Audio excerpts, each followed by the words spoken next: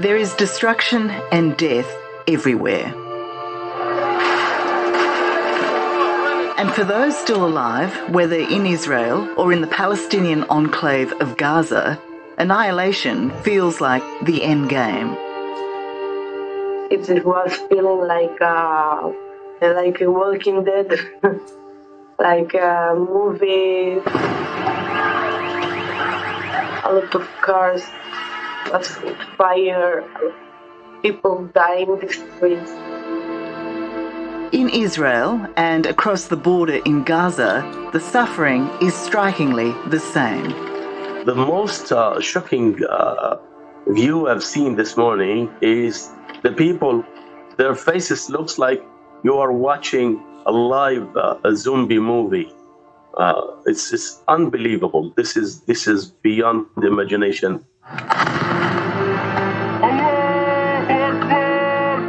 This place is used to war, but not this. With her terror so obvious, 26-year-old Noa Argamani has become the global face of this brutal and audacious assault. Grabbed by Hamas terrorists, she pleads with her boyfriend, Avinatan, Or for help. But they're both at the mercy of the merciless. I was shocked. Seeing her terrified face, I've never ever seen her like that. At least we know she's alive and we know what's happening to her. You are convinced she is still alive? I am. I feel her. As close as sisters, Shlomit Marciano and Noa have been friends since they were just 4 years old. Today, she is supporting and speaking for Noa's distraught parents. Can you describe the agony that Noa's family is going through? Yes. Her father, anytime, and I think he saw the video 100 times, he's just bursting in tears, crying, mad at himself letting her go to that party. Her mother, too. Personally, I think that they did what young people should do. Nobody expected that. They just wanted to have fun. And it ended like that.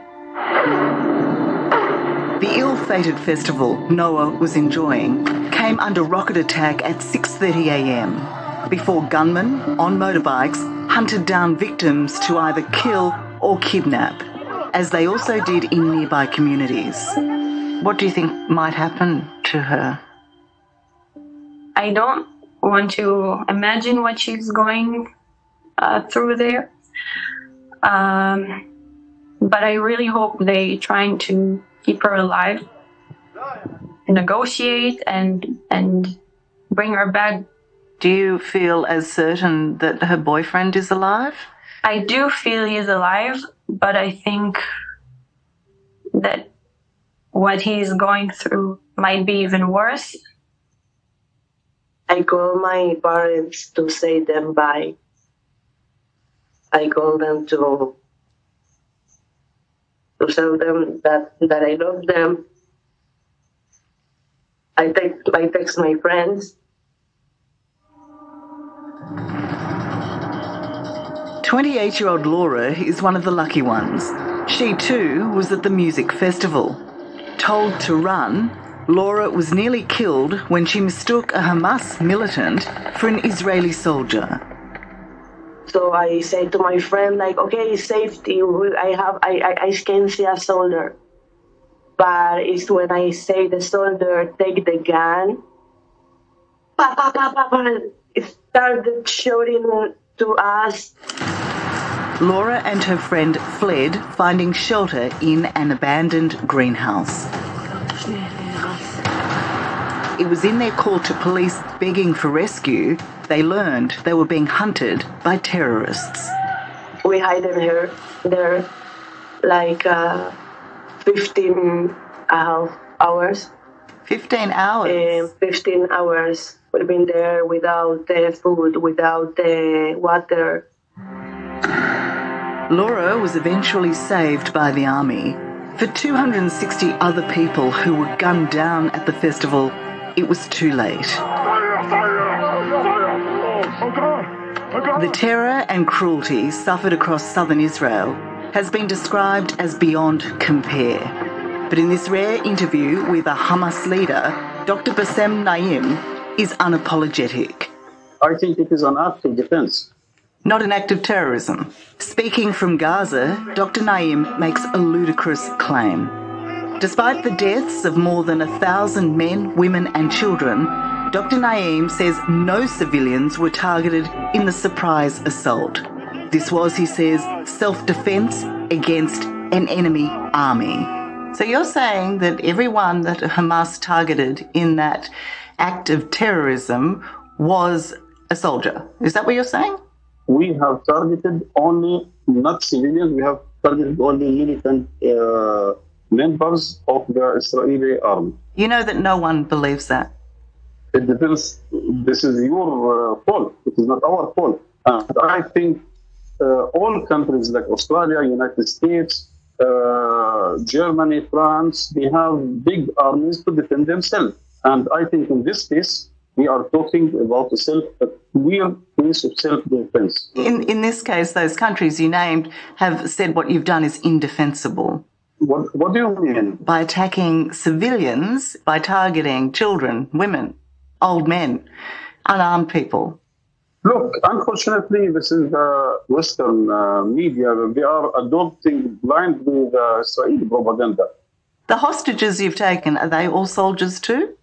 Look, this is a fight for freedom and independence. And during war, even in the international law, we have the right to take soldiers and security people as hostages. Killing citizens and taking hostages is against international law.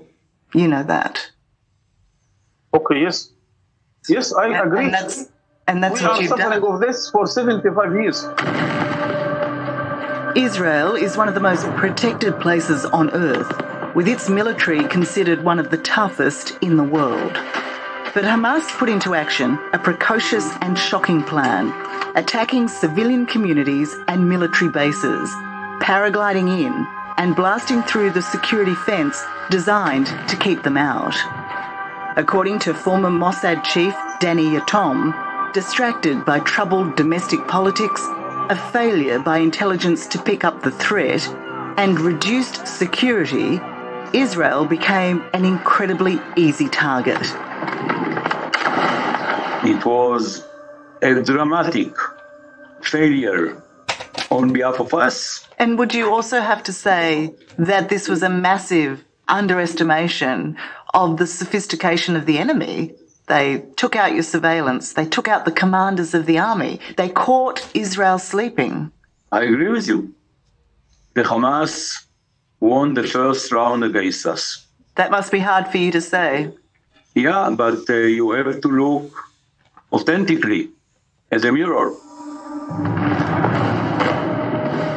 Israel has long been accused of oppressing and persecuting the tiny enclave of Gaza, denying Palestinians their own state. Now they've vowed to destroy Hamas, designated by much of the West, including Australia, as a terrorist organisation. Risking a humanitarian crisis, Israel has turned off the electricity and is denying the delivery of food and water. They're in for a long fight.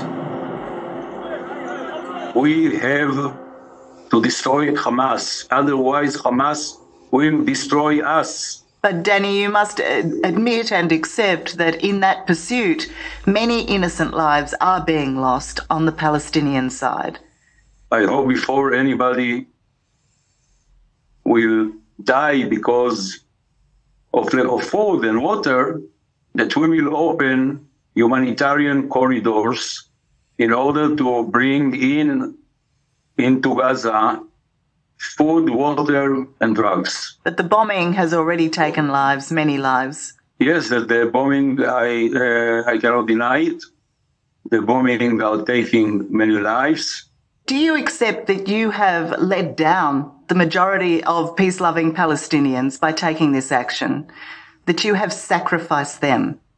No. I am sure that the people who are supporting the Palestinian cause has increased dramatically after this case, because we have seen the reality of this racist and fascist government. This war, yes, the people expected retaliation from Israel, but they never expected this amount of retaliation. That is beyond the humanity. This is barbaric. What's happening is barbaric. Gazan Kamas Alessi trained as a doctor in Israel and counts many Israelis as friends. Today, he and his extended family take shelter, moving onto a single floor in their apartment block in Gaza, as Israeli bombs rain down on their neighborhood. All they want is peace. Of course, for me, myself, I completely condemn the death of any civilian. You say you condemn the murder of civilians. In this moment, do you condemn Hamas? I don't want to name any particular factions, because whoever did this action is to be condemned. Whoever did it, whether he is Hamas killing civilians, yes, they are wrong. Whether Israel is killing civilians, they are wrong.